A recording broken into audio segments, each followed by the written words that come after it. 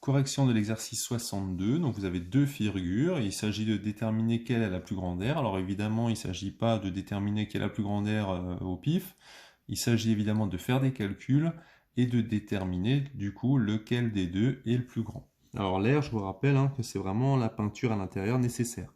Alors moi je vais le faire en petit ici parce qu'on a déjà fait beaucoup d'exercices d'air. Donc ici on peut écrire pi fois rayon au carré.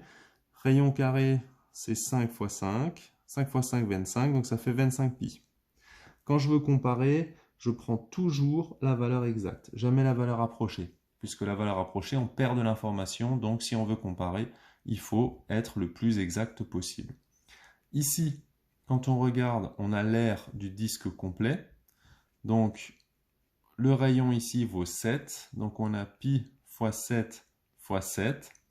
Et comme on ne veut pas le disque complet, mais que le demi-disque, eh ben on divise par 2.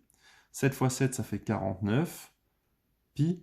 49 pi divisé par 2, ça fait 24,5 pi, valeur approchée. Et bien ici, naturellement, on voit que 25 pi, c'est plus grand que 24,5 pi. Même en remplaçant pi par la valeur approchée, de toute façon, ça ne changera rien. Le coefficient ici, c'est celui qui change. Pi, lui, ici, reste identique, que ce soit à gauche ou à droite. Donc ici, comme 25 est plus grand que 24,5, naturellement, on peut dire que celle qui est la plus grande aire, c'est celle de gauche, c'est le disque complet de rayon 5.